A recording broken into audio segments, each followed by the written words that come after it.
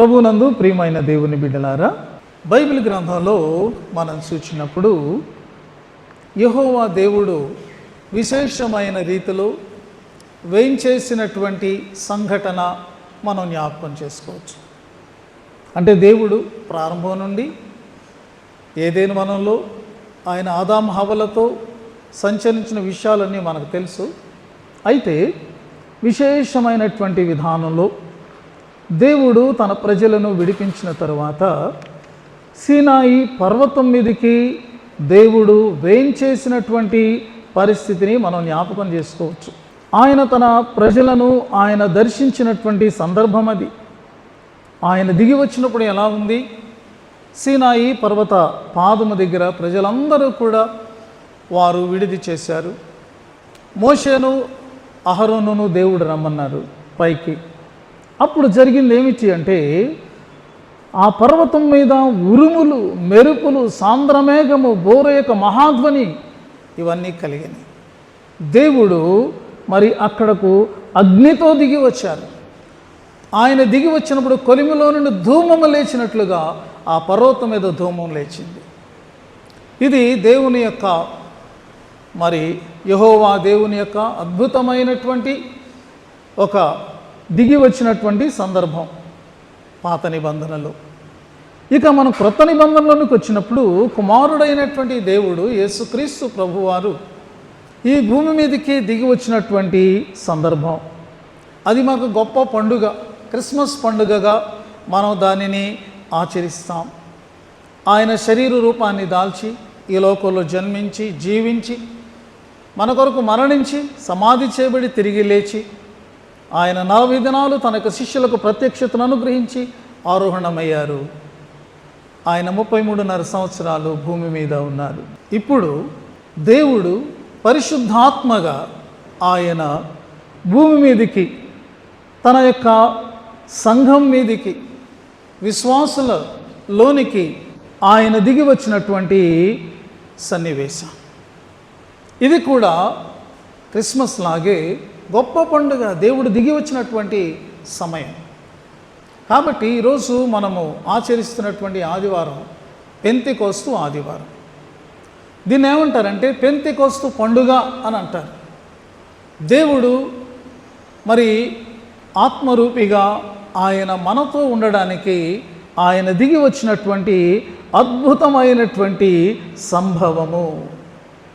ప్రియమైనటువంటి వారులారా, ఇశ్రాయేలీలకు 7 పండుగలు ఉన్నాయి. 7 పండుగలలో 4వ పండుగ పెంతెకోస్తు పండుగ. ఆ రోజున వారు జ్ఞాపకం చేసుకునేటటువంటిది ఏంటంటే, వారి యొక్క పంట నిండుగా పండినప్పుడు ఆ పంటను దేవుని యొక్క సన్నిధిలోనికి తీసుకుని వచ్చి అర్పణ చేస్తారు. దానిని వారంలో పండుగ అని అంటారు. అంటే 7 వారముల తర్వాత ఆ విశ్రాంతి దినము మరునాడు, విశ్రాంతి దినం అంటే శనివారం, మరునాడు అంటే ఆదివారం, ఆ రోజున వారు దేవుని యొక్క సన్నిధిలోనికి వచ్చి ఆ పండుగను ఆచరిస్తారు. వారి యొక్క భాష ప్రకారంగా దాన్ని షావూత్ అని పిలుస్తారు. అలాగే ఇశ్రాయేలీలు మరొక విషయాన్ని ఆ రోజు జ్ఞాపకం చేసుకుంటారు. అదేంటంటే, యెహోవా దేవుడు సీనాయి మీద ధర్మశాస్త్రాన్ని ఇచ్చినటువంటి దినంగా కూడా వారు జ్ఞాపకం చేసుకుంటారు. ఇది యూదుల యొక్క దృక్పథంలో. కానీ క్రైస్తవులుగా మనం చూసినప్పుడు యేసు ప్రభువారు ఆయన మరణించి పునరుద్ధానులైన తర్వాత 40వ దినాన ఆరోహణమైన తరువాత 50వ దినానికి, అంటే పునరుద్ధానులైనటువంటి 50వ దినానికి పరిశుద్ధాత్మ విశేషమైనటువంటి రీతిలో సంఘము మీదకి దిగి రావడం అనేటటువంటి సత్యాన్ని మనం చూస్తాం. అది ఒక పంట పండినటువంటి దినంగా మనం చూస్తాం. పాత నిబంధనలో అయితే ఆ పొలంలో, చేనిలో పండినటువంటి పంటను వారు తీసుకుని వస్తారు. కానీ ఈ పెంతెకోస్తు పండుగ రోజున ఆత్మల పంట అనేటటువంటిది పండడం ప్రారంభమైంది. ఇంకొక విషయం ఏంటంటే, వారు పాత నిబంధనలో వాళ్ళు ఏమి జ్ఞాపకం చేసుకున్నట్టు, దేవుడు మాకు ధర్మశాస్త్రం ఇచ్చినటువంటి దినం. పెంతెకోస్తు రోజున జరుగుతున్నటువంటి విషయం ఏంటంటే, ఇదిగో ఆ ఆత్మ మన హృదయముల మీద దేవుని యొక్క ధర్మాన్ని, దేవుని యొక్క ఆజ్ఞలను, కట్టడలను వ్రాసి వాటిని అనుసరించినట్లు మన హృదయం మీద, మన హృదయంలో ఆ ప్రేరేపణ కలుగు చేసేవారుగా ఆయన ఉంచి ఉన్నారు. అంటే ధర్మశాస్త్రం పలకల మీద కాదు, ధర్మశాస్త్రము మానవ హృదయంలో అది వ్రాయబడుతూ ఉన్నది అనేటటువంటిది. కాబట్టి పెంతెకోస్తు అనేటటువంటి మనకి ఎంత విశేషమైనటువంటి పండుగ అంటే, మన పర్సనల్ బర్త్డే ఎంత మనం ఇంపార్టెంట్గా హ్యాపీగా మనం ఎంచుకుంటామో, ఈరోజు పరిశుద్ధాత్మ దిగి వచ్చిన రోజు, that is the birthday of the Christian church. క్రైస్తవ సంఘం యొక్క జన్మదినం, క్రైస్తవ సంఘం ఆవిర్భవించినటువంటి విశేషమైనటువంటి దినం.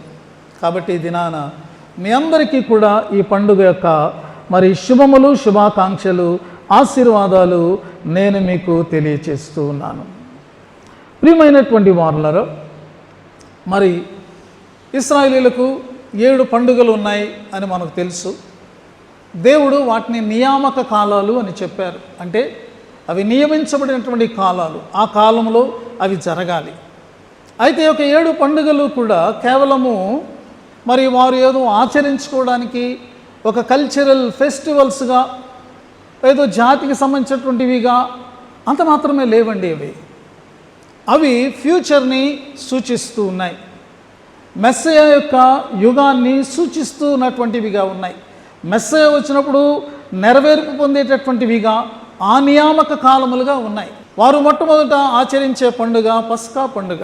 పస్కా గొర్రెపిల్లను వాళ్ళు వధిస్తారు. అలాగే గుడ్ ఫ్రైడే రోజున మన పస్కా గొర్రెపిల్ల అయినటువంటి యేసుక్రీస్తు శిలువలో మన కొరకు వధించబడి ఆయన తన రక్తాన్ని మన విమోచన నిమిత్తము ఆయన చిందించారు. రెండవది, వారు పులియని రొట్టెల పండుగను ఆచరిస్తారు. పులియని రొట్టె వేషధారణ కానీ, మత్సరము కానీ, ఏ విధమైనటువంటి మరి భూ సంబంధమైన, పాప సంబంధమైన కల్తీ కానీ లేనటువంటి స్థితికి సూచనగా ఉన్నది. అది యేసు ప్రభు వారి యొక్క పవిత్రమైన, పరిశుద్ధమైనటువంటి, నిర్మలమైనటువంటి, యథార్థమైనటువంటి స్థితిని అది సూచిస్తూ ఉన్నది. ఆయన జీవితము, ఆయన మరణము అలాగే ఉన్నాయి. ఆయన మరి ఆ పులియని రొట్టెకు సూచనగా ఆయన ఉన్నారు. మూడవది, వారు ప్రథమ ఫలముల పండుగ జరిగించుకుంటారు. ప్రథమ ఫలము అంటే ఆ ప్రధాన యాజకుడు పొలంలోనికి వెళ్ళి ఆ పంటలోని ప్రథమమైనటువంటి అప్పనను తీసుకుని వచ్చి దేవుని సన్నిధిలో అల్లాడిస్తాడు. మరి అది యేసుక్రీస్తు ప్రభుని యొక్క పునరుద్ధానంలో నెరవేరింది. పునరుద్ధాన పంట యొక్క ప్రథమ ఫలము యేసుక్రీస్తుగా చెప్పబడింది.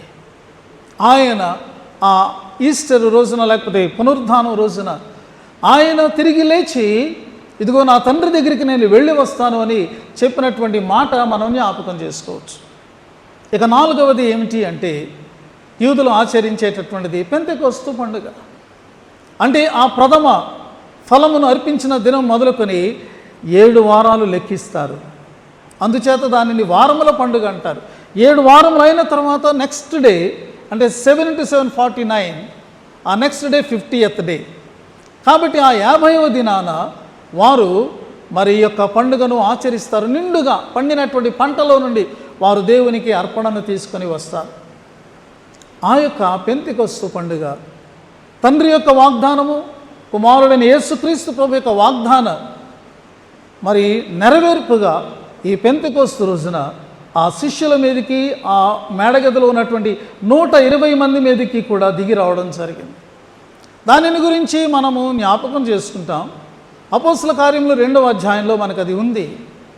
వారు ప్రార్థన చేసుకుంటూ ఉన్నారు, కూడి ఉన్నారు మేడగదిలో 120 మంది. అలా కూడి ఉన్నప్పుడు జరిగింది ఏమిటంటే, వేగముగా వీచు గాలి వంటి మరి గొప్ప ధ్వని ఆకాశము నుండి ఆ గది అంతయు కూడా అది వ్యాపించింది. సడన్గా ఏమి జరిగింది అంటే, ప్రతి ఒక్కరి మీద కూడా అగ్ని మరి జ్వాల వారి మీదకి దిగి రావడం జరిగింది.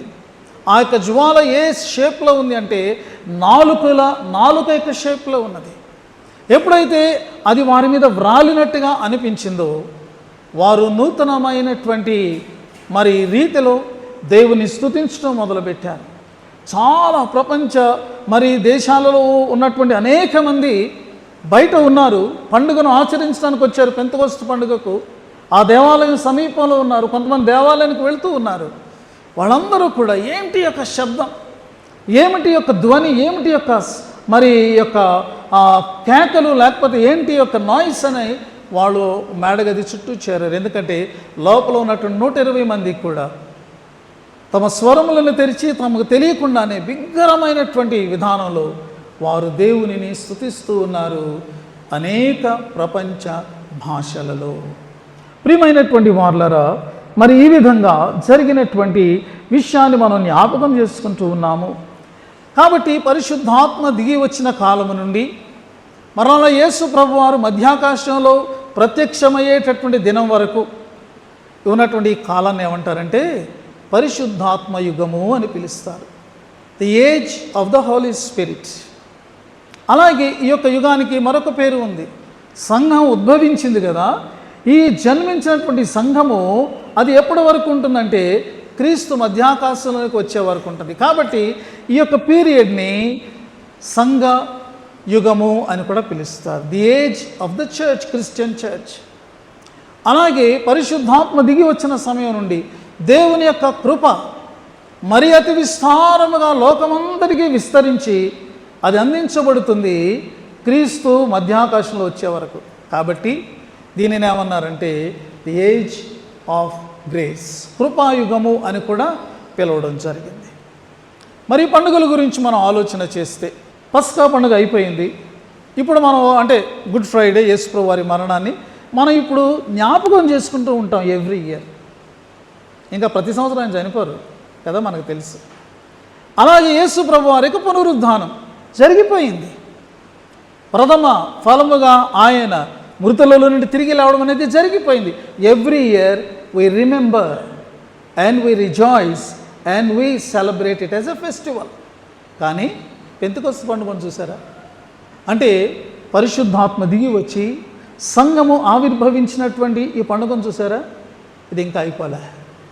ఆ రోజు నుంచి ఈ రోజు వరకు పండుగ జరుగుతూనే ఉంది. ఇది యేసు ప్రభువారు మరలా మధ్యాకాశానికి వచ్చే వరకు జరుగుతూనే ఉంటుంది.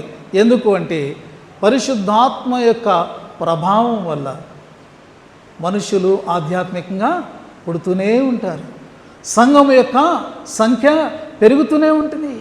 It's continuing. కాబట్టి ఇది ఎప్పుడో చరిత్రలో జరిగిపోయి ఇప్పుడు మనం జ్ఞాపకం చేసుకున్న సంఘటన కాదు. ఆ రోజున ఆరంభమైంది, ఇప్పటికీ కూడా కొనసాగుతూ ఉన్నది. కాబట్టి the festival of Pentecost is being celebrated. అది అలాగా ఆచరిస్తూ ఆ పండుగ జరుగుతూ ఉంటుందన్నమాట. కాబట్టి క్రైస్తవ సంఘం దీనిని బట్టి దేవునికి వందనములు చెల్లించవలసినటువంటి అవసరత ఉన్నది. ప్రియమైనటువంటి వారులారా, ఆత్మను గురించినటువంటి విశేషమైనటువంటి ప్రవచనం బైబిల్ గ్రంథంలో ఉన్నది. పాత నిబంధనలో మనం చూస్తే ఆయా ప్రత్యేకమైన వ్యక్తుల మీద, ఆయా ప్రత్యేకమైన కాలాల్లో, ఆయా ప్రత్యేకమైనటువంటి పనులు, దైవికమైనటువంటి పనులు నిర్వహించడానికి ఆత్మ వారికి సహాయం చేయడం, వారికి బలాన్ని ఇవ్వడం, ఆ పని పూర్తయిన తర్వాత తిరిగి ఆత్మ వారిని విడిచి వెళ్ళిపోవడం అనేటటువంటిది బైబిల్లో మనం చూస్తాం. న్యాయాధిపతులు మనం చూస్తే అనేక మంది న్యాయాధిపతులు ఆత్మచేత ప్రేరేపించబడిన వారు అని వ్రాయబడి ఉంది. అలాగే యోసేపు అంటే ఒక విశేషమైన వ్యక్తి, దావీదు లాంటి విశేషమైన వ్యక్తి, మోషే లాంటి విశేషమైనటువంటి వ్యక్తి, ఇలాగను మనం చూస్తాము. కానీ పాత నిబంధనలోనే ఈ ప్రత్యేకమైన రీతిలో ఇవ్వబడినటువంటి ప్రవచనము, దాని యొక్క మరి ఆ ప్రవచన యొక్క సారము ఈ రీతిగా ఉంది. మనం చదువుకున్నప్పుడు యోవేలు గ్రంథము 2వ అధ్యాయంలో 28వ వచనంలో ఈ మాట వ్రాయబడి ఉంది. ఏమనంటే, తరువాత నేను సర్వజనుల మీద నా ఆత్మను కుమ్మరించును. I will pour out my spirit on all flesh. సర్వజనుల మీద అనేటటువంటిది మనము చూస్తాము. యోవేలు గ్రంథము చక్కని విషయాలతో నిండి ఉంది. అంటే ఆ గ్రంథం చదివితే ఒక పక్కన భయం వేస్తుంది, మరో ప్రక్కన మనకు మరి అభయం కూడా కలుగుతుంది.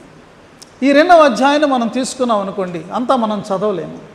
కానీ అక్కడ ఒక 4 సంగతులను మనం 4 సంగతులుగా దాన్ని విభజించవచ్చు. మొదటిది ఏంటంటే యెహోవా దినము అనేటటువంటిది ఉంది బైబిల్ గ్రంథంలో. అదొక ఇంపార్టెంట్ థీమ్. యెహోవా దినము, the day of the Lord. అంటే దేవుడు వస్తే ఎలా ఉంటుంది, ఆయన ఉగ్రత ఎలా ఉంటుంది, ఆయన పవర్ ఎలా ఉంటుంది, ఆయనకు ఎఫెక్ట్ ఎలా ఉంటుంది, మరి ఈ యొక్క వచనాల్లో రాయబడి ఉన్నది. ప్రజలు నిర్లక్ష్యంగా జీవిస్తున్నప్పుడు, అవిధేయులుగా జీవిస్తున్నప్పుడు, మాకేం పర్లేదు, మాకేం ఎదురులేదని వాళ్ళు ఇష్టానుసారంగా జీవిస్తున్నప్పుడు దేవుడు మరి ఆయన దిగి వస్తే ఎలా ఉంటుంది? It is going to be the day of great terror. చాలా భయాన్ని కలిగించేదిగా ఉంటుంది. చాలా దేవుని యొక్క ఉగ్రత సహింపలేనటువంటిదిగా ఉంటుంది. దాని గురించి 1 నుండి 11 వచనాలు వ్రాయబడి ఉంది. ఇక 2వ భాగాన్ని మనం చూస్తే 12 నుండి 17 వచనాలు, అందుచేత ప్రవక్త ద్వారా దేవుడు ఆ దినము రాకమునిపై ప్రజలకు పిలుపునిస్తున్నారు. దేనికి పిలుపునిస్తున్నారంటే, ఇదిగో మీరు ఇప్పుడైనను కన్నీరు విడిచుచు మీ మార్గాలు మీరు సరిదిద్దుకోండి. మీ హృదయాల మీ యొక్క వస్త్రాలను కాదు, మీ హృదయాలను చింపుకొని దేవుని ముందు పశ్చాత్తాపడండి అని ఒక పిలుపు. ఆ పిలుపులో ఒక ఆపర్చునిటీ, ఒక అవకాశం, ఆ పిలుపులో ఒక ప్రేమ, ఆ పిలుపులో వారు నశించిపోకూడదన్న తపన, అవన్నీ మనకు కనబడతాయి. అంచేత దేవుడే ఆయన ఎలాగా ఆయన సన్నిధికి రావాలో ఆ దినము వారికి మహా సంతోషకరమైన దినంగా ఉండాలి. యెహోవా దినము ఉగ్రత కలిగిన దినంగా ఉండకూడదు. కాబట్టి అలా ఉండినట్లు ఏం చేయాలో దేవుడే ఆయన మొత్తము ఆ యొక్క వివరాన్ని ఇస్తూ ఉన్నారు. ఇది సెకండ్ పార్ట్. 3వది మనం చూస్తే 18 నుంచి 27 వచనాల్లో ఏం రాయబడిందంటే, ఒకవేళ వారు అలాగున మారు మనసు పొందితే దేవుడు వారి కొరకు ఇచ్చేటటువంటి రెస్టోరేషన్, వారి యొక్క జీవితాలను ఆయన పునరుద్ధరిస్తారు. వారి వ్యక్తిగత జీవితాలు, ఆధ్యాత్మిక జీవితాలు ఆయన పునరుద్ధరిస్తాడు, బాగు చేస్తాడు. ఇప్పుడు వారిని బట్టి ఆయన పాడిని, పంటను, సమస్తాన్ని కూడా ఆశీర్వదిస్తాడు. నిండుగా పంటలు పండుతాయి, నిండుగా వారు మరి పానము చేసేటటువంటి పానములు వారి కొరకు సిద్ధమవుతాయి, వారికి గాదులు నిండుతాయి, వారి యొక్క కుటుంబాలు సంతోషంతో అవి మరి ఉప్పొంగుతాయి. అన్నీ కూడా అభివృద్ధి, అన్నీ కూడా ఆశీర్వాదము దేవుడు అక్కడ వారికి తెలియచేశారు. ఇక 4వదిగా ఏంటంటే, not only restoration of these worldly physical things but renewing there lifes, regeneration, వారి జీవితాలను ఆయన నూతనపరిచేవాడుగా, శక్తిని అనుగ్రహించేవాడుగా, వారి జీవితాలను ఆయన మరి బలమైనటువంటి జీవితాలుగా మార్చేవాడుగా ఉండునట్లు ఆయన ఆత్మ వాగ్దానాన్ని చేశారు. ప్రియమైనటువంటి వాళ్ళరా, లోకంలో ఎంతోమంది వస్తారు, దేవుళ్ళుగా చెప్పుకుంటారు, లేకపోతే గొప్ప మత వ్యవస్థాపకులుగా చెప్పుకుంటారు, తత్వవేత్తలుగా చెప్పుకుంటారు, ఏవో బోధలు చేస్తారు, ఏవో మరి సూచనలు, సలహాలు, లేకపోతే నీతి బోధలు చేస్తారు. అంతే, ఎక్కడ వరకే. కానీ బైబిల్ గ్రంథం చూడండి, దేవుడు తన ఆత్మను తన బిడ్డలకి ఇస్తాడు. దేవుడు ఆత్మరూపిగా వచ్చి తన బిడ్డలను ఆయన ఆవరిస్తాడు. ఇంకెక్కడ ఏ ఫెయిత్లో మనకి ఇలాంటిది లేదండి. గాడ్ విత్ హిస్ పీపుల్, దేవుడు తన ప్రజలతో. ఇది క్రైస్తవం యొక్క మరి అత్యుత్తమమైనటువంటి ఒక స్థితి అని మనం తెలుసుకోవాలి. అంచేత అన్నిటితో కలిపి క్రైస్తవ్యాన్ని కూడా ఒకే గాడ్ను కట్టేసి ఇది మరొక రిలీజియన్ అని మనం భావిస్తే మనం ఇంకా అజ్ఞానంలో ఉన్నట్టు లెక్క. లోకం వాళ్ళు అనుకోనివ్వండి. అంచేత Christianity is not a religion, it is a relationship అన్నారు. అది ఒక మతం కాదు, అది ఒక సంబంధం. ఆత్మదేవుడుగా దేవుడు వచ్చి నీతో ఆయన నివసిస్తాడు అనేటటువంటిది సంబంధం కదా. కాబట్టి ఈ యొక్క చక్కటి ఆ విషయాలతో ఈ అధ్యాయం అంతమవుతూ ఉన్నది. సర్వజనుల మీద అనేటటువంటిది మనము చూస్తాం. ఎగ్జాక్ట్గా ఈ యోవేలు గ్రంథములు 28 నుంచి 32 వరకు ఉన్నటువంటి భాగాన్ని క్రొత్త నిబంధనలో మనం చూస్తాం. ఎక్కడంటే అపోస్తల కార్యములు 2వ అధ్యాయం 17 నుంచి 21. ఆ భాగంలో పేతురు ఆయన పెంతెకొస్తు రోజునే ఈ యొక్క భాగాన్ని ఎత్తి అక్కడ వేల కొలది జనం అక్కడ మూగారు. అది ఒక పెద్ద అన్ఎక్స్పెక్టెడ్ మీటింగ్ అయిపోయిందన్నమాట, పెద్ద గ్యాదరింగ్. ఒక రకంగా చెప్పాలంటే maybe it was the first revival meeting అని మనం అనుకోవచ్చు. No advertisement, there was no calling, no announcement, ఏం జరగల. ప్రజలు ఆ ధ్వనిని విని వారు తండోపతండాలుగా ఆలయానికి వెళ్ళి అర్పణలు అర్పించాలి, పండగ జరిగించాలి. కానీ వాళ్ళు అది మర్చిపోయి ఈ యొక్క మేడగది చుట్టూ వారు రావడం జరిగింది. ఆ సందర్భంలో పేతురు ఎగ్జాక్ట్గా యోవేలు గ్రంథంలో ఉన్నటువంటి ఈ భాగాన్ని ఆయన అక్కడ కోట్ చేయడం జరిగింది. ప్రియమైనటువంటి వారులారా, మనము యూదీయ ఆలోచనను గమనిస్తే వాళ్ళు ఏమి ఆలోచిస్తారంటే, పాత నిబంధనలో మనం గమనించినట్లు పరిశుద్ధాత్మ దేవుడు ఎవరి మీదకి వస్తారు? ఆత్మ ఎవరి మీదకి వస్తారు? ఒక గొప్ప ప్రవక్త మీదకో, లేకపోతే ఒక న్యాయాధిపతి మీదకో, లేకపోతే ఒక రాజు మీదకో, ఒక యాజకుడి మీదకో, ఇలాగా ఒక ప్రత్యేకమైనటువంటి వ్యక్తుల మీదకి రావడం వెళ్ళడం జరుగుద్ది. కానీ సెలువులో చనిపోయిన ఒక వ్యక్తిని దేవుడిగా భావించుకొని ఒక 120 మంది అక్కడ గదిలో గుమికూడితే వాళ్ళ మీదకి ఆత్మ రావడమా? అది వాళ్ళకి ఒక అపహాస్యపు భావనగా ఉండేటటువంటి పరిస్థితి. అలా జరగదు అని వాళ్ళు అనుకునేటటువంటి పరిస్థితి. అందుచేత అలాంటి వాళ్ళకున్నటువంటి ఆ రాంగ్ ఒపీనియన్ని క్లియర్ చేయడం కోసం, వారి మనసులో ఉన్నటువంటి ఆ తప్పు అభిప్రాయాన్ని సరిదిద్దడం కోసం పరిశుద్ధాత్మ పూర్ణుడై పేతురు ఎగ్జాక్ట్గా ఈ యొక్క వాక్యాన్ని ఆయన కోట్ చేస్తూ ఉన్నాడు. ఏమంటున్నాడో తెలుసా? సర్వజనుల మీద నా ఆత్మను కుమ్మరిస్తానని యెహోవా సెలవిచ్చుచున్నాడు అనేటటువంటి ఆ యొక్క మాటను ఆయన ఇక్కడ తీసుకొని వస్తూ ఉన్నాడు. On all flesh, irrespective of creed, religion, race, nation, color or anything.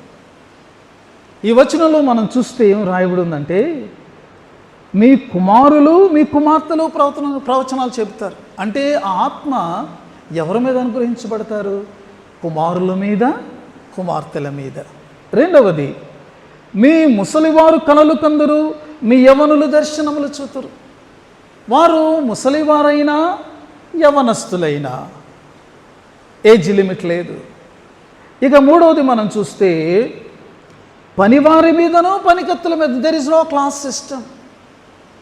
Even ఇంట్లో పనిచేసేటటువంటి పనికత్తు కూడా ఆత్మ నింపుదల కలిగినదిగా ఉండగలదు. మన తోటలో పనిచేసేటటువంటి తోటమాలి అయినా సరే ఆత్మ నింపుదల కలిగి ఉండగలిగిన. కాబట్టి ఈ యొక్క క్లాస్ డిఫరెన్స్ కానీ, ఏజ్ డిఫరెన్స్ కానీ, లేకపోతే మరి లిటరేటా ఇల్లిటరేటా, విద్యావంతుడా అవిద్యావంతుడా, నో డిఫరెన్స్. సమస్త ప్రజల మీద, సర్వజనుల మీద అనేటటువంటి వాక్యాన్ని మనం చూస్తున్నాం. ప్రియమైనటువంటి వారులారా, మనం గమనించాల్సినటువంటి సత్యం ఏమిటి అంటే, ఇది మరి ముందుగా మనం చూస్తాము.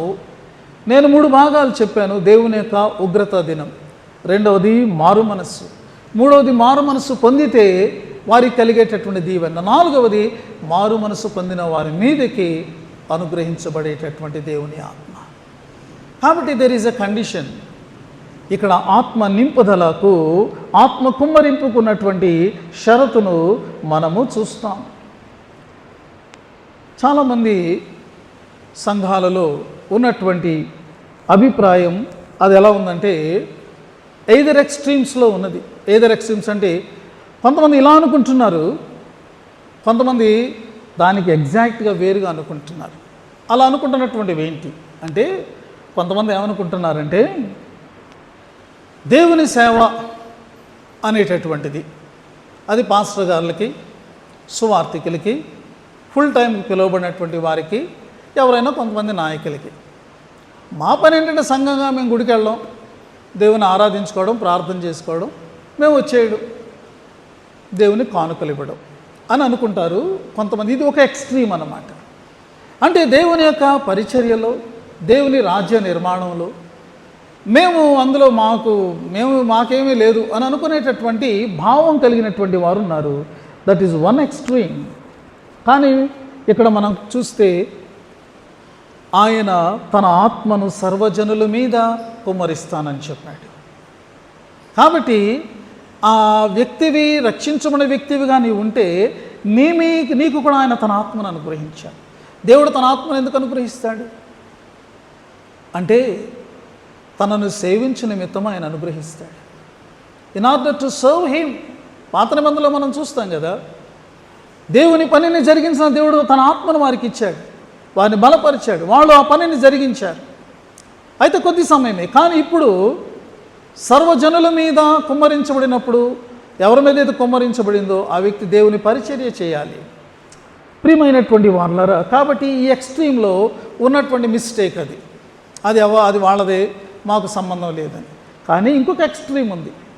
ఆ ఎక్స్ట్రీమ్లో ఉన్నటువంటి వాళ్ళు ఏమనుకుంటారంటే, బైబిల్ ఏం రాయబడి ఉంది? ప్రీస్ట్హుడ్ ఆఫ్ ఆల్ బిలీవర్స్, సార్వత్రిక విశ్వాస యాజక సమూహం. కాబట్టి యేసుప్రభు నమ్మిన ప్రతి ఒక్కడు కూడా యాజకుడే. ఇక కాపర్లోని ఆఫీస్ లేదు, ఇక ఇవాంజలిస్ట్లోని ఆఫీస్ లేదు, అవేం అక్కర్లేదు. మనం సమూహంగా కూడినప్పుడు ఎవరికి ప్రేరేపణ వస్తే వాళ్ళు లేచి ఒక పాట పాడేయడమే, ఎవరికి ప్రేరేపణ వస్తే వాళ్ళు లేచి దేవుని వాక్యాన్ని చెప్పేయడమే, ఎవరికి ప్రేరేపణ వస్తే వాళ్ళు లేచి ప్రార్థన చేసేయడమే. ఎందుకంటే మనందరం సమానం కదా అనుకునేటటువంటి దిస్ ఈజ్ అనదర్ ఎక్స్ట్రీమ్. వాస్తవమే, దేవుని యొక్క పరిచర్య పని అందరం చేయాలి. కానీ ప్రియమైనటువంటి వారులారా, మరి ఇప్పుడు ఇందులో ఒక మిస్టేక్ ఉన్నది. అది పై వాళ్ళదే, సేవకులదే. ఇందులో నా సేవకులే అక్కర్లేదు. ఇలాంటి విషయాన్ని క్లారిఫై చేయడానికి ఈరోజు ఎఫెసీ పత్రికలకు మనం వెళితే అక్కడ పౌలు ద్వారా దేవుడు దానిని చక్కగా ఆయన మరి ఆ సందేహాన్ని తీరుస్తూ ఉన్నారు. ఏమంటున్నారంటే ఎఫెసీ 4వ అధ్యాయంలోనికి మనం వెళితే నేను 12-13 వచనాలు చదువుతున్నాను, చూడండి. మనమందరము విశ్వాస విషయంలోనూ దేవుని కుమారుని గూర్చిన జ్ఞాన విషయంలోనూ ఏకత్వం పొంది సంపూర్ణ పురుషుల మగు వరకు, అనగా క్రీస్తునకు కలిగిన సంపూర్ణతకు సమానమైన సంపూర్ణత కలవారమగు వరకు ఇలాగ నియమించబడెను. పరిశుద్ధులు సంపూర్ణులగునట్లు, క్రీస్తు శరీరము క్షేమాభివృద్ధి చెందినట్లు, పరిచర్య ధర్మము జరుగునట్లు ఆయన కొందరిని అపోస్తలుగాను, కొందరిని ప్రవక్తలుగాను, కొందరిని సువార్తికులుగాను, కొందరిని కాపరులుగాను, ఉపదేశకులుగాను నియమించాను. గమనించారా? దీనిని ఏమంటారంటే 5-fold ministry of the church అని పిలుస్తారు. సంఘంలో ఉన్నటువంటి 5 విధములైనటువంటి పరిచర్యలు. ఇవి ఎందుకోసం అంటే, ఇవి సంఘము విశ్వాసి ఆధ్యాత్మికంగా క్షేమాభివృద్ధి పొందినట్లు. The church and believer must be edified. పరిచర్య, దేవుని పరిచర్య అందరిది. కానీ పరిచర్య చేసేవాళ్ళు బలము పొందాలి, క్రమమైనటువంటి వారుగా ఉండాలి, వాళ్ళు దేవునిలో క్షేమాభివృద్ధి పొందుతున్నటువంటి వారిగా ఉండాలి. అలాగే యొక్క సంఘము క్రీస్తు యొక్క సారూప్యంలోనికి రావాలి. ప్రతి వ్యక్తి కూడా క్రీస్తు కలిగినటువంటి సంపూర్ణతలోనికి ఎదుగుతూ ఉండాలి. దీని కొరకై దేవుడు నియమించినటువంటి 5 పరిచర్యలు. మనం వాటిని కొట్టేయగలమా? పాస్టర్స్ ఆఫీస్ లేదు, మిషనరీ యొక్క ఆఫీస్ లేదు అని చెప్పగలమా? లేదండి. కాబట్టి మనం ఎక్కడ ఎక్స్ట్రీమ్కి మనం వెళ్ళిపోకూడదు. దేవుని యొక్క వాక్యము ఎప్పుడూ కూడా మనల్ని సరైనటువంటి మార్గంలో నడిపిస్తుంది. మిషనరీలు మనకు కావాలి. ఒకవేళ మరి ఆ అపోస్తలులు అంటే మిషనరీలు అనమాట. వాళ్ళు మన దేశానికి రాకపోతే మనకు సువార్త అందేదా? ఈ అపోస్తలులు నాడు 12 మంది అనేక ప్రదేశాలకు అలా వెళ్ళిపోయారంతే. సువార్త ప్రకటించుకుంటూ వెళ్ళిపోయారు. ప్రపంచంలో అన్ని ఖండాలకు వాళ్ళు వెళ్ళిపోయారు. వాళ్ళ తర్వాత వాళ్ళ యొక్క శిష్యులు, వాళ్ళ తర్వాత క్రైస్తవులైనటువంటి వాళ్ళు ఈ యొక్క మిషనరీ పరిచర్య, అపోస్తల పరిచర్య జరిగిస్తూనే ఉన్నారు. ఎంత ఇంపార్టెంట్ దాన్ని కాదనగలమా మనం? ఈరోజు సంఘంగా ఏర్పడి దేవుణ్ణి తెలుసుకుని అసలు ఆ సువార్తను తెచ్చినటువంటి వాడిని, ఆ యొక్క మిషనరీ పరిచర్య చేసిన వాడిని అక్కర్లేదంటే సరిపోద్దా? కుదురుద్దా? లేదు. అలాగే మనం చూస్తే కొంతమంది మరి ప్రవక్తలుగా ఉన్నారంట. ప్రవక్తలు అంటే మన గేదె పోతే లేకపోతే మన స్పూన్ పోతే ఎక్కడుందో చెప్పేవాడు కాదు ప్రవక్త అంటే. కొంతమంది అలా అనుకుంటారు. మన ఆయన పోతే ఏం జరుగుద్ది, మన వ్యక్తిగత జీవితం ఇది జరుగుద్దు కాదు. రాబోయే కాలం యొక్క దైవికమైనటువంటి గంభీరమైన సత్యాలను ఆగకుండా సంఘానికి చెప్తూ సంఘాన్ని మరి అలర్ట్ చేసేటటువంటి వారు. మూడవది మనం చూస్తే ఇంకా ఇక్కడ వ్రాయబడి ఉంది ఏంటంటే, సువార్థికులు, మిషనరీస్ వస్తారు. వాళ్ళు ఒక ప్రదేశాన్ని ఎన్నుకుంటారు, కానీ వారు కొంతమందికి సువార్తను నేర్పిస్తారు రక్షించబడిన వారికి. మన ఏఎల్స్లో అయితే బోధములు అనేటటువంటి వాళ్ళు ఉండేవాళ్ళు, స్త్రీలు.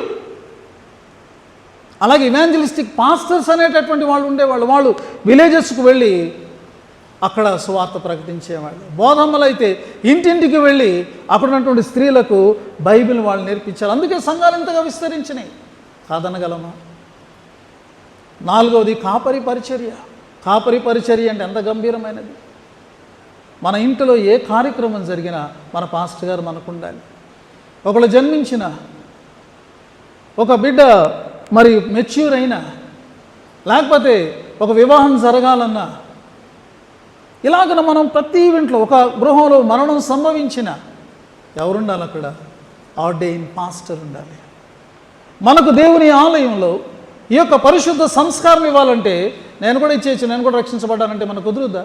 అలాగే మనకు తృప్తి ఉంటుందా? అది క్రమం అని మనకు అనిపిస్తుందా? లేదు కదా. నేను పాస్టర్ అయిన తర్వాత ఆర్గనైజేషన్ నేను తీసుకోవడానికి కొంత టైం పట్టింది. ఆ మధ్యకాలంలో నేను క్యాసెట్ వేసుకున్నా, అక్కడ పాస్టర్ గారు ఎవరు లేకపోయినా సంఘం అంతా పాస్టర్ గారు మీరు ఇచ్చేయండి పర్వాలేదు అన్నా, నేను ఇవ్వలే. అది దైవిక క్రమం కాదు. ఎక్కడో బెంగళూరులో ఉన్నటువంటి డేవిడ్ రాజయ్య గారిను, సునీల్ బానయ్య గారిను పిలిచి నేను సంఘానికి కమ్యూనియన్ ఇప్పించాను. ఎందుకంటే అది దైవిక క్రమం, ఆర్డినేషన్. కాపరి మనకంత అవసరం. మన ఇంట్లో ఒక వ్యక్తిలాగా కాపరి మనకు అన్ని విషయాల్లో మన కొరకు ప్రార్థన చేసి మన కార్యక్రమాలు నిర్వహించారు. కాదనగలం ఆ పరిచర్య. ఇక చివరిగా మనం చూస్తే ఉపదేశకులు అంటే వారు దేవుని వాక్యాన్ని అర్థమయ్యేటట్టుగా మనకు బోధించేవారు, వాక్యపు సందేహాలను తీర్చేవారు, ఆధ్యాత్మికంగా దేవుని వాక్యాన్ని అర్థం చేసుకుని దాన్ని పాటించడానికి మనకు సహాయం చేసేవారు. ప్రియమైనటువంటి వారులారా, ఇవన్నీ దేవుడు పరిశుద్ధాత్మ ద్వారా ఆయన అనుగ్రహిస్తున్నటువంటివి. కాబట్టి మనం గమనించాలి, దేవుని పరిచర్య అందరిది. అయితే యొక్క 5 పరిచర్యలు మనమందరము కూడా బలము పొందినట్లు దేవుడు అనుగ్రహించారు. ప్రియమైనటువంటి వారులారా, నాడు పేతురు మరి యొక్క వాక్యాన్ని లేకపోతే ఈ వచనాన్ని ఆయన ఎత్తి పలికినప్పుడు ఆయన చెప్పాడు ఎగ్జాక్ట్గా ఈ వచనాలను ఎత్తి, ఇదిగో అక్కడ దేవుని యొక్క ప్రవచనం ఉన్నది. అది వాగ్దాన రూపంలో ఉన్నటువంటి ప్రవచనం. సర్వజనుల మీద నా ఆత్మను కుమ్మరింతును. దేవుని వాక్యం పటిష్టమైనది, దేవుని వాక్యం జీవము గలది, దేవుని వాక్యం దాని కాలములో నెరవేర్పు పొందినది. అందుచేత దేవుని వాక్యానికి ఇంపార్టెన్స్ ఉన్నది. ఎందుకంటే ఆ వాక్యము ఇదిగో ఈరోజు నెరవేరింది. ఈ పెంతెకోస్తు రోజున అదిగో ఆత్మ సర్వజనుల మీదకి కుమ్మరించబడినట్లు దిగి రావడం జరిగింది అని ఆయన అక్కడ వాక్యానికి ఆత్మకు ఉన్నటువంటి కనెక్షన్, వాటి యొక్క మరి ఆ యొక్క ఇంపార్టెన్స్ని ఆయన తెలియచేస్తూ ఉన్నారు. వాక్యము పనిచేస్తుంది, ఆత్మ కూడా పనిచేస్తారు.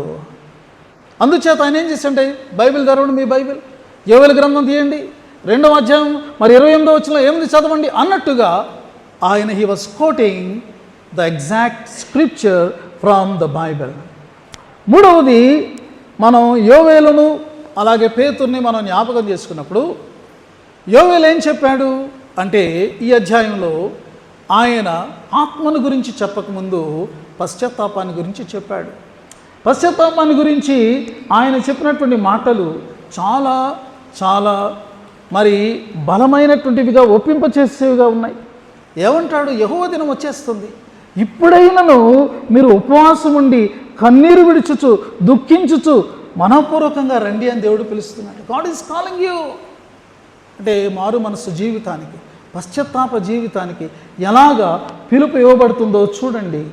ఇంకా అంటాడు, మీ దేవుడని యెహోవా కరుణావాత్సల్యములు గలవాడును, శాంతమూర్తియు అత్యంత కృపగలవాడునై ఉండి తాను చేయనుద్దేశించిన కీడు చేయక పశ్చాత్తాపపడును గనుక మీ వస్త్రములను కాక మీ హృదయములను చింపుకొని ఆయన తట్టు తిరుగుడి. ఒకవేళ ఆయన మనస్సు త్రిప్పుకొని పశ్చాత్తాపపడి ఆయన మీకు దీవెని అనుగ్రహించను. చూసారా? A call to repentance and then the promise of Holy Spirit. పశ్చాత్తాపం కొరకైనటువంటి పిలుపు, ఆ తరువాత మరి పరిశుద్ధాత్మ వాగ్దానం. పేతురు సేమ్ మెథడ్ని ఆయన ఫాలో అవుతున్నాడు, జోయల్ని చూసి కాదు. ఇది పరిశుద్ధాత్మ ప్రేరణలు. చూడండి, అపోస్తల కార్యముల గ్రంథం 22వ అధ్యాయంలో చాప్టర్ 2లో 38 వర్స్లోనికి మనం వచ్చినప్పుడు ఈ రీతిగా అంటాడు. ఎందుకంటే ఆయన వచనాన్ని కోట్ చేసి, అంటే యోవేల్లో ఉన్నటువంటి యొక్క భాగాన్ని కోట్ చేసి వారికి యేసుప్రభు వారి యొక్క సత్య సువార్తను తెలియచేశాడు.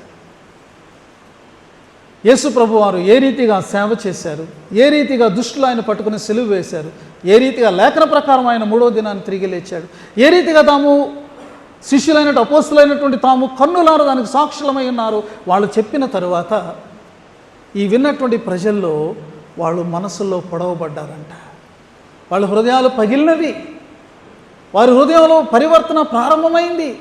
పేతురు దగ్గరికి వచ్చారు, అయ్యా మీరు చెప్పిందంతా కరెక్టే, ఆ మెస్సయ్య వచ్చాడు, మేము గ్రహించక మా ప్రజలు మా అధికారులు ఆయన సిలువకు అప్పగించి అంత ఘోర మరణానికి అప్పగించారు, మేము పాపులమని ఒప్పుకుంటున్నాం, ఆయన తిరిగి లేచాడని మేము విశ్వసిస్తున్నాం, ఇప్పుడు మమ్మల్ని ఏం చేయమంటారు అన్నప్పుడు పేతురు ఇస్తున్నటువంటి జవాబు, మీరు మారు మనసు పొంది పాప క్షమాపణ నిమిత్తం ప్రతివాడు యేసుక్రీస్తు నామమున బాప్తిసం పొందిడి, అప్పుడు మీరు పరిశుద్ధాత్మను వరమును పొందుతారు. Repentance and then the gift of the Holy Spirit అని అంటూ 39వ వచనంలో ఉన్నాడు. చూడండి, ఈ వాగ్దానము మీకును మీ పిల్లలకును దూరస్తులందరికీ, అనగా ప్రభు అయిన మన దేవుడు తన ఎదుగు పిలిచిన వారందరికీ చెందును. ఈ వాగ్దానం ఎవరికి? ఎవరైతే దేవునికి లోబడతారో, ఎవరైతే దేవుని చేత పిలువబడతారో వారందరికీ అని పేతురు చెప్పాడు. ప్రియమైనటువంటి వాళ్ళారా, పరిశుద్ధాత్మ దేవుడు ఎవరి కొరకు అంటే దేవుని యొద్దకు వచ్చిన వారందరి కొరకు అనే విషయాన్ని మనం తెలుసుకుంటున్నాం. యేసు ప్రభు వారి యొక్క మాటలు మనం చూస్తే ఆయన పరిశుద్ధాత్మను గురించి సువార్తలలో ప్రస్తావించినప్పుడు ఆయన చెప్పిన సంగతులు చాలా ఘనంగా అద్భుతంగా మనకు కనబడతాయి. అది ఈరోజు మన యొక్క సువార్త లేఖన భాగం. పరిశుద్ధులైన యోహాను వ్రాసిన సువార్తలు 14వ అధ్యాయంలోకి మనం వచ్చినప్పుడు 15 నుండి కొన్ని వచనాలు మనం చదువుకున్నాం. 15, 16, 17 వచనాల్లో ఉన్నటువంటి దానిని మనం ఆధారం చేసుకుంటే పరిశుద్ధాత్మను గురించినటువంటి అద్భుతమైనటువంటి మరి సత్యాలు మనకు అర్థమవుతాయి. ఇవి మనం అర్థం చేసుకోవడం చాలా అవసరం. అయితే పరిశుద్ధాత్మ దేవుని గురించి మనం తెలుసుకోవాలనుకోండి, అదొక ప్రసంగంతో అవ్వదు. దేవుని గురించిన వివరణ ఎంతో, పరిశుద్ధాత్మ గురించిన వివరణ కూడా అంత విస్తారమైనది. ఎందుకంటే పరిశుద్ధాత్మకు దేవుడై ఉన్నారు. తండ్రి, కుమార, పరిశుద్ధాత్మ అని అంటాం కదా. కాబట్టి తండ్రి ఎంతో, కుమారుడంతా, తండ్రి కుమారులు ఎంతో, పరిశుద్ధాత్మ అంతా. కాబట్టి ఇందులో హెచ్చు తగ్గులేమీ లేవు. కాబట్టి దీని గురించినటువంటి మరి చాలా విస్తారమైనటువంటి విషయాలు ఉన్నాయి. కానీ ఈరోజు ఈ లేఖనములో ఈ వచనాలు ఉన్న కొన్ని మరి సత్యాలు మనం గమనిద్దాం. మొట్టమొదటిది ఏంటి అంటే 17వ వచనంలో రాయబడి ఉన్నది, లోకము ఆయనను చూడదు, ఆయనను ఎరుగదు, ఆయనను పొందనేరదు, మీరు ఆయనను ఎరుగుదురు. ఆయనను ఆయనను ఆయనను మాట చూసారా? పరిశుద్ధాత్మ ఒక పర్సన్, గుర్తుపెట్టుకోండి. నేను కొన్నిసార్లు కన్ఫర్మేషన్ స్టూడెంట్స్కి ఒక ప్రశ్న వేస్తాను, పరిశుద్ధాత్మ శక్తి వ్యక్త? చాలామంది పాపం శక్తి అని అంటారు. లోకంలో కూడా కొన్ని మరి క్రైస్తవులను చెప్పుకునేటటువంటి ఒక రాంగ్ కల్ట్స్ పరిశుద్ధాత్మను ఒక శక్తిగా చెప్తారు. శక్తి అంటే ఒక ఎలక్ట్రిసిటీ పవర్ లాగా. కానీ electricity power, it is not a person. దాన్ని ముట్టుకుంటే మనకి షాక్ కొడదు, నిజమే. దాన్ని ఉపయోగించుకుంటే మనకు ఎన్నో మేలులు ఉన్నాయి, నిజమే. కానీ it cannot communicate with you. It's not a person. పరిశుద్ధాత్మ శక్తి కలిగిన దేవుడు, కానీ ఆయన దేవుడు.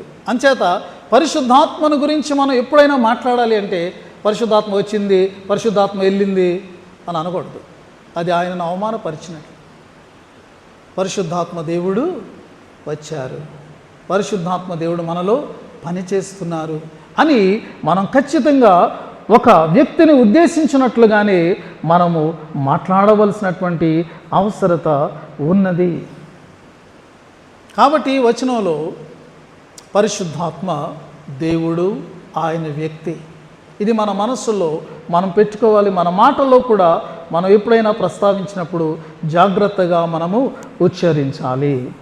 రెండవది మనం చూస్తే ప్రభువారు ఏమంటున్నారంటే, నేను తండ్రిని వేడుకుందును మీ యొద్ద ఎల్లప్పుడూ ఉండుటకై ఆయన వేరొక ఆదరణకర్తను అనుగ్రహిస్తారు.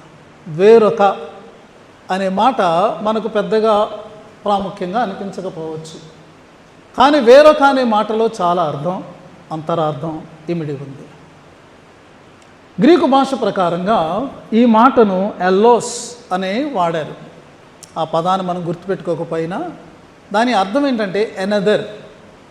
అయితే ఎనదర్ వేరొక అని చెప్పినప్పుడు దానిలో ఉన్నటువంటి ఇమిడి ఉన్నటువంటి అర్థం ఏంటంటే నాలాంటి, నాతో సమానమైనటువంటి అని. Similar type, just like me, another kind of me. అంటే యేసుక్రీస్తుతో సమాన స్థాయిలో ఉన్నటువంటి, యేసుక్రీస్తు ఏ రీతిగా మనకు సహాయకుడై ఉన్నారో, యేసుక్రీస్తు ఏ రీతిగా మనకు తోడుగా ఉన్నారో అలాగున ఉండేటటువంటి మరొక వ్యక్తి, దేవుని సంబంధమైనటువంటి వ్యక్తి, దేవుడైనటువంటి వ్యక్తి అని మనం అర్థం చేసుకోవాలి. ప్రియమైనటువంటి వాళ్ళారా, ఈయన ఏమి చేస్తారు అంటే, యేసుక్రీస్తును మనం విశ్వసించాం కదా, ఆయనను విశ్వసించడం ద్వారా మనలో ప్రారంభమైనటువంటి పనిని పరిశుద్ధాత్మ దేవుడు ఆయన అలాగ కంటిన్యూ చేస్తూ ఆ దైవికమైనటువంటి సన్నిధిని మనకు అనుగ్రహిస్తూ ఈ లోకంలో మనలను నడిపించేటటువంటి వారు పరిశుద్ధాత్మ దేవుడు. పరిశుద్ధాత్మ లేకుండా నాకు బైబిల్ అంతా తెలుసండి అని, బైబిల్లో రూల్స్ రెగ్యులేషన్స్ తెలుసు, నేను జీవించేయగలను అని ఎవరన్నా అనుకున్నట్లయితే అంతకంటే పొరపాటు అయినటువంటి ఆలోచన లేదు. పరిశుద్ధాత్మ లేకపోతే నువ్వు నీతిగా జీవించలేవు, నువ్వు మంచిగా జీవించలేవు, మంచి చేయలేవు, దేవుని కొరకు ఏ కార్యాన్ని నువ్వు దేవుడు కోరినట్టుగా చేయలేవు. అనేక సార్లు సంఘాలు అవమానానికి గురవడానికి గల కారణం పరిశుద్ధాత్మ మీద ఆధారపడకుండా తమ శక్తి మీద, తమ యుక్తి మీద, తమ ఆలోచనల మీద, తమ నిర్ణయాల మీద, తమ ధనం మీద ఆధారపడడం వల్లే. We need to depend upon the one who is given by the Father and the Son. తండ్రి కుమారుల ద్వారా మనకు అనుగ్రహించబడినటువంటి ఆత్మదేవుని మీద మనము ఖచ్చితంగా ఆధారపడాలి. ఆయన ఉంటేనే దైవిక సన్నిధి మనకు ఉంటుంది. ఆయన ఉంటేనే అన్ని పనులలో కూడా, దైవికమైన పనులలో, మన విషయాలన్నింటిలో కూడా మనకు గైడెన్స్ అనేటటువంటిది ఉంటుంది. మూడో విషయాన్ని మనం గమనిస్తే, వేరొక అని చెప్పినప్పుడు ఆయన ఏమన్నారంటే ఆదరణకర్త అనే మాట వాడారు. ఆదరణకర్త. సాధారణంగా ఈ మాట విన్నప్పుడు మనం కొంత మిస్అండర్స్టాండ్ చేసుకునేటటువంటి పరిస్థితి ఉంది. ఆదరణకర్త అంటే ఏదో మనకేదో సమస్య వచ్చి ఏడుస్తూ కూర్చున్నాం అనుకోండి, కనకాలు వచ్చి భుజం తడితే ఏం పర్లేదు అంటారు కదా, అంటే అది ఆదరించడం, ఓదార్చడం అలా అనుకుంటారు. కానీ అది అలా కాదు, దానికి మించిందనమాట. దీనిని మూల భాషలో పెరిక్లెటోస్ అని అన్నారు గ్రీక్ భాష. దానికి చాలా అర్థాలు ఉన్నాయి. మొట్టమొదటి అర్థం ఏంటంటే, ఆదరణకర్త అన్న దగ్గర కంఫర్టర్ అని రాయబడి ఉన్నది. కంఫర్టర్ అంటే మళ్ళీ కంఫర్ట్ చేసేవాడని మనకు వస్తుంది కదా. కానీ కంఫర్టర్ అనేటటువంటి మాటలో ఆ మాటను మనం కనుక విభజన చేస్తే ఫోర్టే అనే రెండు పదాలకి కలియక కంఫర్ట్. ఫోర్టే అంటే ఫోర్ట్, కోట. పరిశుద్ధాత్మ దేవుడు నీతో ఉంటే ఎలా ఉంటుందో తెలుసా నీకు? ఆయన నీకు కోటలా ఉంటారన్నమాట. ఎంత భద్రత! ఒక కోటలో మనం ఉంటే మనకు పూర్తి భద్రత ఉన్నది.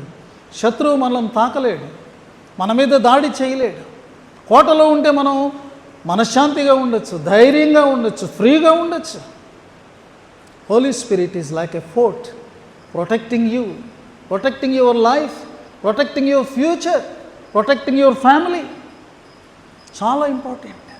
ఆదరణకర్త అంటే భద్రంగా మనలను కాపాడేవాడు అనేటటువంటి ఒక చక్కని భావం. రెండవది, దీనికి ఇవ్వబడినటువంటి అర్థం ఏంటంటే, ఆయన ఉత్తరవాది అంట, అడ్వకేట్ అని అన్నారు. మనం ఒక అడ్వకేట్ని పెట్టుకున్నాం అనుకోండి, కోర్టులో ఆయన మన శత్రువు గురించి మాట్లాడతాడా? ఆయన సైడ్ చేస్తాడా? మన గురించే కదా. మన కొరకు అక్కడ నిలబడి వ్యాజ్యమాడేటటువంటి వాడు పరిశుద్ధాత్మ దేవుడు నీ కొరకు అయినటువంటి వాడు అనమాట. నీ కొరకు వ్యాజ్యం ఆడతాడు ఆయన.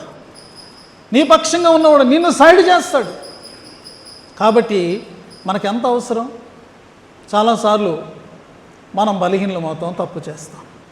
పరిశుద్ధాత్మ దేవుడు ఏమంటారు? ఆయన ఇదిగో క్రీస్తుని నమ్మినటువంటి వాడు, ఆయన రక్తంలో కడుగుబడినటువంటి వాడు, దేవునికి చెందినటువంటి వాడు. కాబట్టి దేవునికి చెందినవాడు కాబట్టి మరలా అతడు దానిని గ్రహించాడు కాబట్టి అతనికి క్షమాపణ అవసరం. లేదు, మనం నీతిగా ఉన్నాం, నిజాయితీగా ఉన్నాం, అయినా మన మీద నిందలు మోపబడ్డాయి. పరిశుద్ధాత్మ దేవుడు మన పక్షంగా నిలబడతాడు. ప్రభువా, తండ్రి, ఆయన ఏమీ చేయలేదు తప్పు, ఆయన నీతిగా జీవించాడు, సత్యం కోసం నిలబడ్డాడు అని మాట్లాడతాడు అన్నమాట. ఇలాంటి అడ్వకేట్ మనకు కావాలి కదా. దేవుడే మన అడ్వకేట్, పరిశుద్ధాత్మ దేవుడే మన అడ్వకేట్. మూడవది ఏంటంటే హెల్పర్ అని వ్రాయబడి ఉన్నది. పారాక్లీటోస్ అంటే హెల్పర్, మన సహాయకుడు, అంటే మనకు బలమునిచ్చువాడు అని అర్థం. మనము ప్రతి కార్యమును చేయడానికి మన యొక్క వృత్తిలోనైనా, మన ఉద్యోగంలోనైనా, మన సంఘ కార్యక్రమాల్లో అయినా, ఆధ్యాత్మికమైనటువంటి క్రియల్లోనైనా ఆయన మనకు బలమునిచ్చేటటువంటి వాడు, అంతరంగ బలాన్ని ఇచ్చేవాడు, అంతరంగ ధైర్యాన్ని అనుగ్రహించేవాడు పరిశుద్ధాత్మ దేవుడు. సంగమా, ఆయన నీకు కావాలి, ఆయన నీకు అవసరం. ఎందుకంటే నీ పనులలో నీవు బలముగా ఉండాలి, అందులో నువ్వు విజయం సాధించాలి, సఫలత సాధించాలి. So he wants to be with you, to help you, to give you success. నాలుగవది ఏంటంటే ఆయన కౌన్సిలర్. పారాక్లీటోస్ అంటే కౌన్సిలర్. కౌన్సిలర్ అంటే అర్థం ఏంటో తెలుసా? మనకు ఆలోచనని ఇచ్చేటటువంటి వాడు. ఎన్నో సందిగ్ధమైన పరిస్థితులు మనకు ఏర్పడతాయి. ఇది చేద్దామా, అది చేద్దామా, ఇటు వెళ్దామా, అటు వెళ్దామా, నేను ఏ నిర్ణయం చేసుకోవాలి ఇప్పుడు అని చాలాసార్లు మనం సందిగ్ధమైన పరిస్థితిలో పడిపోతూ ఉంటాం. కొన్నిసార్లు మన క్లోజ్ ఫ్రెండ్స్ కూడా మనకు గైడెన్స్ ఇవ్వలేరు, ఆలోచన చెప్పలేరు. చాలాసార్లు మేధావుల దగ్గరికి వెళ్తే వాళ్ళ దగ్గర కూడా ఏ విధమైనటువంటి ఆలోచనలు, హ్యూమన్ కౌన్సిలర్స్ చాలామంది ఉంటారు, కానీ నీ పర్టికులర్ ప్రాబ్లం విషయంలో they cannot guide you, they cannot give you any advice. కానీ పరిశుద్ధాత్మ దేవుడు ఎవరైతే భూతకాలాన్ని, వర్తమాన కాలాన్ని, భవిష్యత్ కాలాన్ని ఎరిగి ఉన్నవాడో ఆయన నీకు ఆలోచనకర్త. ఆయన ఆశ్చర్యకరమైన ఆలోచనయు అధికమైన బుద్ధిని అనుగ్రహించగలవాడని ఆ దేవుని గురించి వ్రాయబడింది. ఆయన అవసరత మనకు లేదా? ఆయన అవసరత మనకు వద్దా? యేసు ప్రభువు వారు అంటున్నారు, వేరొక ఆదరణకర్త. నేను మీతో ఉంటే ఎలాగో ఆయన మీతో ఉంటే అంతే. కానీ ఇప్పుడు నేను భౌతికంగా మిమ్మల్ని విడిచి వెళ్తున్నాను, కానీ ఆయన మీ దగ్గరికి వస్తారు అని అంటున్నారు. ఆయన యొక్క రూపం ఏంటి? పరిశుద్ధాత్మక రూపం ఏంటి? ఆత్మక రూపం ఉంటుందా? ఈ షేప్లో ఉంటారు, ఈ పరిమాణంలో ఉంటారు అని మనం ఆయన చెప్పడానికి ఉందా? కానీ ఒక రూపాన్ని ఇక్కడ చెప్పడం జరిగింది.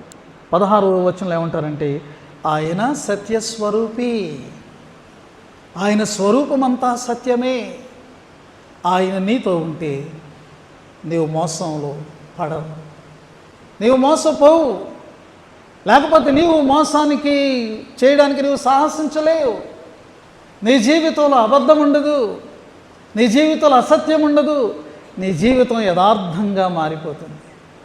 నీలో ఉన్నటువంటి వాడు సత్యస్వరూపి కాబట్టి నిన్ను కూడా సత్యస్వరూపము కలిగినటువంటి, మరి నీ ఆత్మను సత్యస్వరూపము కలిగినటువంటి వ్యక్తిగా, అంతరంగ వ్యక్తిగా ఆయన మార్చగలుగుతాడు. ఒక చిన్న అబద్ధం మాట్లాడాలన్నా, అమ్మో ఇది తప్పు కదా, నేను ఇలా చేయకూడదు కదా, ఎవరికి తెలియదులే, ఎవరికి తెలియకపోయినప్పటికీ కూడా నేను ఇలా చేయకూడదు కదా. సత్యస్వరూపి నాలో ఉన్నాడు. ఆ ప్రేరణ మనలను మరి నీతిగా జీవించేవారుగా అది చేస్తారు. ఈయన ఎక్కడ ఉంటారు అంటే ఇక్కడ వ్రాయబడి ఉన్నది, ఇదిగో 17వ వచనం చివరిలో ఆయన మీతో కూడా నివసించును, మీలో ఉండును. చూసారా, చాలా ఆశ్చర్యం. పరిశుద్ధాత్మ దేవుడు with us and in us. దీని గురించి పౌలు ఇంకా వివరిస్తే ఏమంటాడంటే, మీ యొక్క దేహములు పరిశుద్ధాత్మకు ఆలయములైనవి అని మీరు ఎరుగుదురు కదా. పరిశుద్ధాత్మ రాక వలన విశ్వాస యొక్క దేహం దేవాలయంగా మారింది. నీకు తెలుసా నువ్వు ఒక దేవాలయం అని? మన ఈ దేవాలయానికి ఎంతో ఇంపార్టెన్స్ ఇస్తాం. ఇక్కడ దేవుడు నివసిస్తున్నాడని బయట ఉన్నట్టుగా మన ఈ లోపల ఉండలేం. ఎంతో భక్తితో, విశ్వాసంతో మన మాటల్లో జాగ్రత్త, మన చూపుల్లో జాగ్రత్త, మనం కూర్చున్న లేచిన అన్నిట్లో మనం పద్ధతిగా మనం ఉంటాం. ఎందుకని? దేవుని ఎదుట నా జీవితం ఇలా ఉండాలి, దేవునికి అంగీకారంగా ఉండాలి. ఎస్, చాలా అవసరం. కానీ నీవే దేవుని మందిరం అయితే ఆ దేవుని మందిరంలోనికి పంపకుండా నువ్వు పంపిస్తామా? ఉంచకూడదు నువ్వు ఇందులో మనం ఉంచుతామా? చెడుగు ఇందులో మనం ఉంచుతామా? ప్రియమైనటువంటి వాళ్ళరా, ఆయన మనలో ఉంటారట, మనతోనే ఉంటారట. ఎంతకాలం అంటే ఇదిగో వ్రాయబడింది ఎల్లప్పుడూ కూడా. యేసుప్రభువు వారు అయితే 33.5 సంవత్సరాల తర్వాత ఆయన వెళ్ళిపోయారు. కానీ ఈ ఆత్మదేవుడు ఎప్పటి వరకు ఉంటారు? మరలా క్రీస్తు ప్రభు మధ్యాకాశంలో వచ్చే వరకు నీలో ఉంటారు. ఇలాంటి దేవుడు నీతో ఉంటే నీకెంత బలం, ఎంత ధైర్యం. మనము వ్యతిరేకతతో నిండి ఉన్నటువంటి లోకంలో మనం జీవిస్తూ ఉన్నాం. ప్రియమైనటువంటి వాళ్ళరా, ప్రభు అయితే ఈ వాగ్దానాన్ని ఇచ్చారు. యోహాను సువార్తలో మనం చదువుకున్నాం. అపోస్తల కార్యాల గ్రంథంలోనికి వచ్చినప్పుడు మరి ఆ వాగ్దానం యొక్క నెరవేర్పును మనము చూసాం. మరి ఎవరికి పరిశుద్ధాత్మ అనుగ్రహించబడతారు అంటే 2 వచనాలు నేను చూపించి ముగించాలని నేను కోరుతున్నాను. మొట్టమొదటిది ఇందాక మనం చదువుకున్నటువంటి అపోస్తల కార్యముల గ్రంథంలో నుండి 2వ అధ్యాయం 38వ వచనంలో ఉన్నటువంటి మాట. ఎవరికి అంటే మారు మనసు పొంది పాప క్షమాపణ నిమిత్తము యేసుక్రీస్తు నిమిత్తమున ఎవరైతే బాప్తిస్మం తీసుకుంటారో వారందరికీ కూడా పరిశుద్ధాత్మ అనుగ్రహించబడతారు. This is the word of God. ఈ దేవుని వాక్యం. ఇక మనం దీనిని గురించి మరి మనం ఏమీ తర్జన భర్జన పడనవసరం లేదు. ఎవరైతే యేసుక్రీస్తుని స్వరక్షకునిగా అంగీకరించి మారు మనసు పొంది తమ యొక్క పాత జీవితాన్ని విసర్జించి ఇక నేను దేవుని బిడ్డనని బాప్తిస్మం ద్వారా ప్రకటించుకుంటారు. ఇదిగో ఇప్పుడు నాతో ప్రమాణం చేశాడు కాబట్టి నేను ఈ వ్యక్తితో ఉంటానని పరిశుద్ధాత్మ వారితో ఉంటారు. కాబట్టి మారు మనసు అనేటటువంటిది మనం చూస్తున్నాం. ఇక రెండవది మనం చూస్తే ఎవరికి అనుగ్రహించబడతారు అంటే అపోస్తల కార్యం గ్రంథంలోని 5వ అధ్యాయం 32వ వచనంలో వ్రాయబడి ఉన్నది. ఇక్కడ ఏం వ్రాయబడి ఉన్నది అంటే మేమును దేవుడు తనకు విధేయులైన వారికి అనుగ్రహించిన పరిశుద్ధాత్మయు ఈ సంగతులకు సాక్ష్యములై ఉన్నాం. దేవుడు పరిశుద్ధాత్మను ఎవరికి అనుగ్రహించారంటే తనకు విధేయులైనటువంటి వారికి అనుగ్రహించారు. పరిశుద్ధాత్మ లేకుండా ఒక విశ్వాసి జీవించగలడా? విశ్వాసిగా జీవించడం సాధ్యమవుతుందా? దీనిని పాత నిబంధన కాలంలో దావీదు గ్రహించాడు. అతడు ఒక పాపం చేశాడు, చేయరాని పాపం చేశాడు. ఆ పాపాన్ని కప్పుకోవడానికి ఇంకా పాపాలు చేశాడు. మనకు తెలుసు. పరాయి వ్యక్తి అయినటువంటి ఉరియా యొక్క భార్య బెత్షెబాను అతడు మోహించాడు. ఆమె గర్భవతి అయింది. అది ఫస్ట్ తప్పు. ఆ తరువాత దాన్ని కవర్ చేసుకోవడానికి ఉరియాని రప్పించాడు. అతనిని ఆ సైన్యంలో ముందు భాగంలో పెట్టి శత్రువు అతను కొట్టి చంపునట్లుగా ఒక కుటిలమైనటువంటి ప్రణాళిక పన్నాడు. అతడు చనిపోయాడు. కానీ దేవుడు చూస్తున్నాడు. దేవుడు తన యొక్క ప్రవక్త అనుకున్న నాతాను పంపించాడు. నాతాను వచ్చి కుండ బద్దలు కొట్టినట్టు చెప్పేశాడు, ఆ మనుష్యుడవు నీవే, యు ఆర్ ద మ్యాన్. ప్రియమైన వారలారా, ఎప్పుడైతే ఇవన్నీ జరిగినవో దావీదుకి రియలైజేషన్ వచ్చింది. అతడు దేవుని సన్నిధిలో తన పాపాన్ని ఒప్పుకోవడం మొదలుపెట్టాడు. దేవా, నాకు శుద్ధ హృదయం కలిగించే, నీ పరిశుద్ధాత్మను నా నుండి దూరము నేను తట్టుకోలేకపోతున్నానయ్యా. నువ్వు నాకు దూరం అయితే నేను జీవించలేను, బ్రతకలేను. నేను పాపం చేశాను, చేయకూడని చేశాను. నేను పాపిని, నీ సన్నిధిలో నేను ఒప్పుకుంటున్నాను. నా పాపాన్ని బట్టి నువ్వు దూరం అయిపోతే నేనేమైపోవాలి? నేను ఎలా జీవించాలి? చూసారా?